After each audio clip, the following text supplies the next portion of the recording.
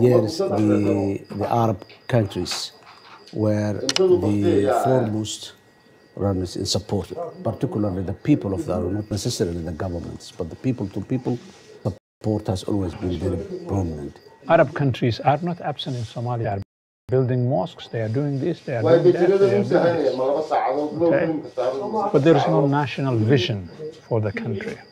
What they can say is they can put $1 billion on the table and they said, Somali people, you have to choose the government you want so that we can help you with your institutions.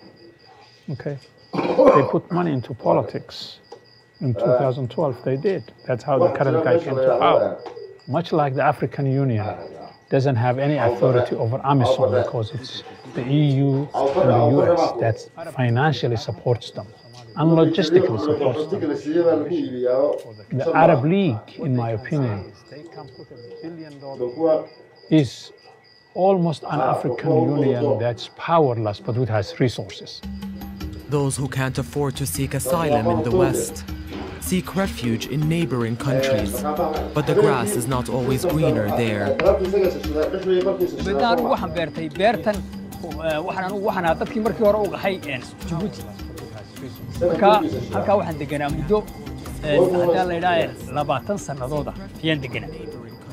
بعد 20 سنوات waxay u dhibaatay Djibouti dibadna waan soo guuray anigii carruurtaydu waxa weeyaan 4 carruur 3 hablood iyo inan iyo hooyadood markii aanu soo guurnay halka waxa bilaabay beertaydii inaan beerto waxaan ku qoday ceelka lacag fara badan bay dibadna waan soo guuray anigii carruurtaydu waxa weeyaan 4 carruur 3 hablood iyo inan iyo hooyadood waayo waxaan yeelaynaa Ethiopia is now home to 4.6 million Somalis, and over 2 million more live in Kenya. In the Arab world, Yemen has the most Somali refugees at 200,000, followed by the UAE with around 50,000. In Western countries, Canada is home to 150,000 Somalis, followed by the UK with around 100,000, and then the US with 85,000.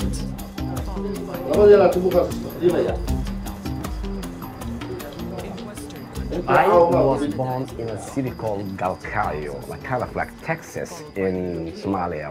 City, but I grew up in Mogadishu. Family was there. Everyone was family. We had neighbors. We played soccer so much. That was great.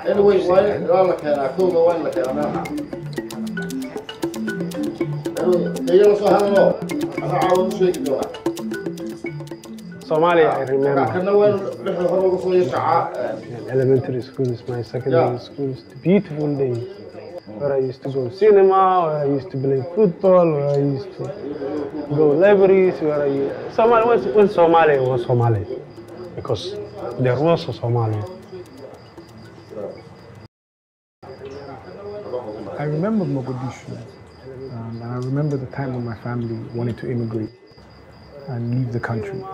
It was around the year 1987, and when my mother made plans to take me and my younger brothers and sisters out of the country.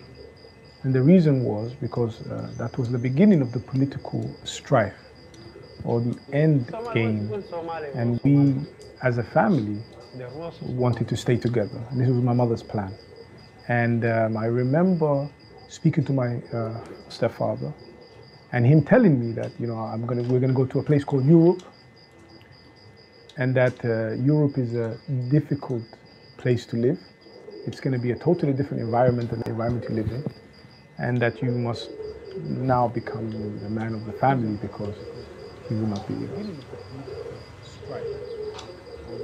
I fled from Somalia because my family was involved in politics. My dad spent years and years in jail.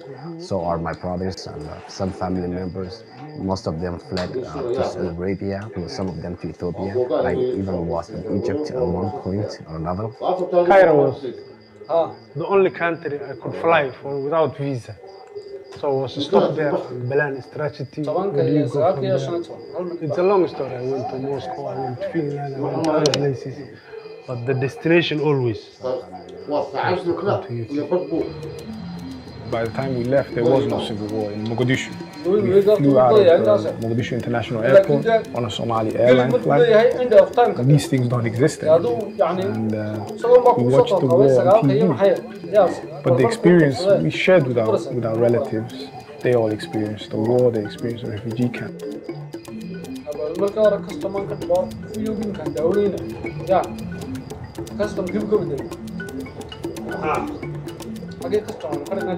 One of the first things that I remember when I first arrived in this country was how, the roads are being built and with all these cars, causing each other.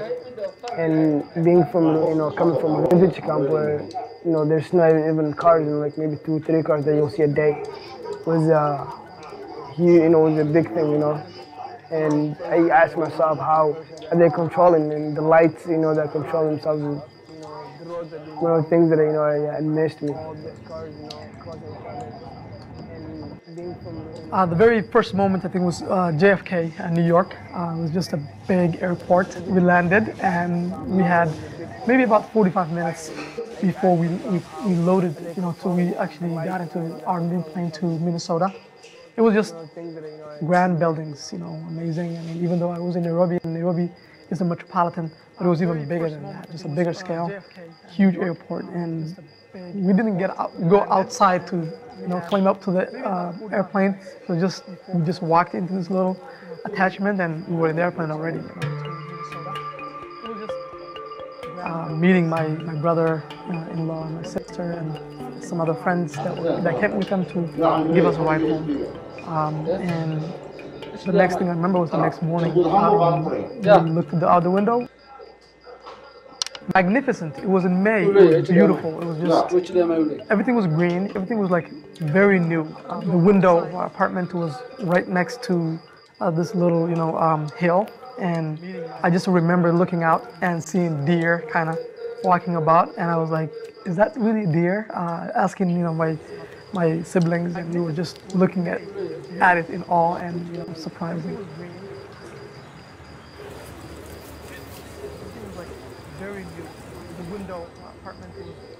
لما أنا جيت على هنا ما كان عندي أي فكرة، يعني جيت وجلست عند خالتي بس ما كنت أدري بالضبط إيش اللي الهدفي في الحياة بصراحة.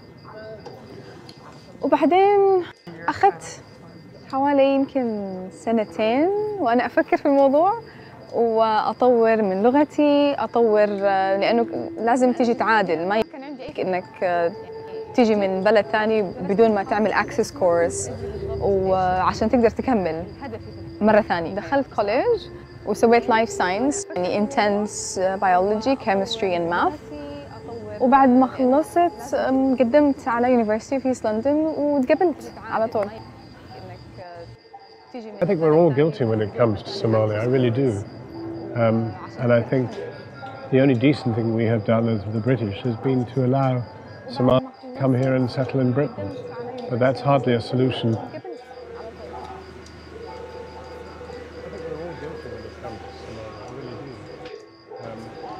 The Somali community in the UK has been in existence since long before even the state collapsed. The oldest Somalis came as sailors in the merchant marines at the end of World War II. But since, of course, since state collapse, when we've had the move of people into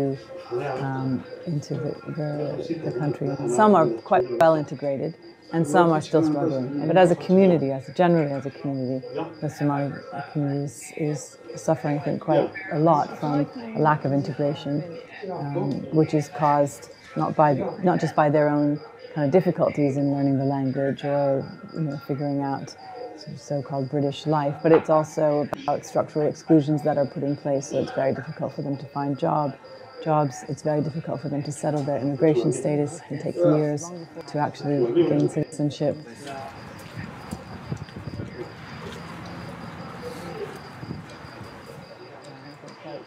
When you are outside of the United States, the treatment you receive from the United States might be very different than the one you receive from when you are in the country. in this country, I haven't seen any interference of the government doing anything bad to the Somali people in Minnesota, for one. The community has been welcoming. Obviously, there are small tensions that every now and then happens, but predominantly, the Somali community here has been welcomed. The community has been very welcoming, and everyone is allowed, if you want to work hard, the opportunity to succeed. When we came here, you know, they give us a green card, where, you know, like, they will tell you, you know, that you have 5 years legally to become a citizen. And the first 3 years, you know, it's just to show that, you know, you care about the country, that you're giving back to the economy, you're working hard, you're not, you know, you're not being criminal. And immigrants are hard workers, as they always been, you know, and take big pride, you know, which we are, you know, a country of, you know, immigrants. Now that's very limited. Since September 11th, things kind of change, and it's very different. So now most of the people that come either as a resettle, as the UN agencies resettling families in the United States, or the visa process, which is an immigration process, not a refugee program. Somalis who only reach neighboring countries, however, have more acute problems. After a spate of attacks by Al-Shabaab in Kenya, the government there began ordering Somalis out of the cities and back into refugee camps. Some were even sent back to Somalia. Others were so desperate, they fled to war-torn Libya. In Libya, people are not being welcomed as refugees at all. They are being deported continuously. I'm talking about Libya. People who are desperate, and you always see people going around looking for money, collecting donations, so they can save those refugees who fled to Libya, who are now being enslaved in the camps or in the farms, rather than being welcomed as a refugee.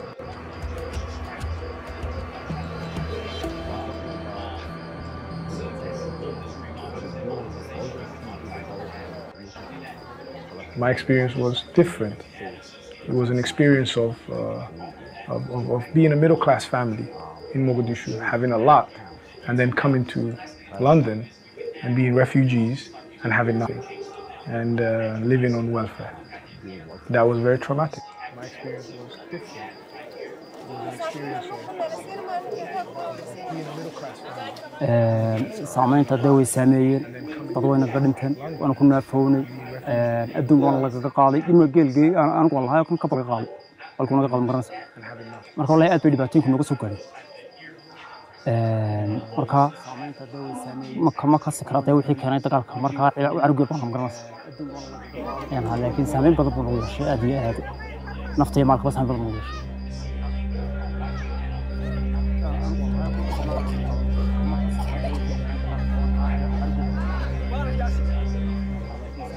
Hassan Abdullah's wounds may never heal. But coming up in part 2, Abu Kir Awali does find redemption through his deeply personal campaign against the addictive drug, qat. Waxa igu dhacay waxaan bartay qaadka. Waxaan cunay qaad. Sababta waxaan arkay dadkii oo dhan cunaya, waxaan isiri dhaqanka Soomaalidu ka mid yahay. Shaqo la'aan baan ahaa.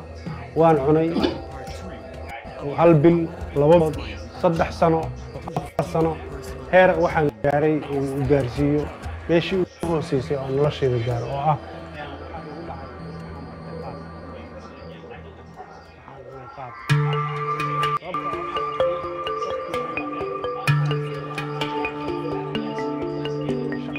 Somalia's long-running civil war resulted in a terrible famine and a wave of refugees fleeing the country.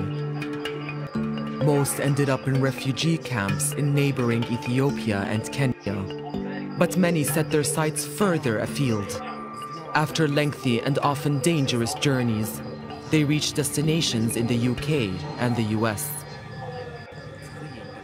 Now, part of the Somali diaspora, they strong attachment to Somalia and do their utmost to improve the lot of the Somali communities they live in and the new refugees who followed them across the world. The one thing that I'm very proud of, and I will tell my children, and my grandchildren if I live long enough, is that when I was new to America and I became a citizen, I got involved in a process to redistrict the city of Minneapolis. Now, the redistricting happens every 10 years, and it happens after the census, because when you do the census, you realize some areas have increased in population, others have decreased. And by law, every ward or every district in the city has to have the same population. Otherwise, you can't have the one man, one person ward. So we took part in the process in 2012 to redistrict the city, because what they asked for, the charter commission or the body that was created in redistricting,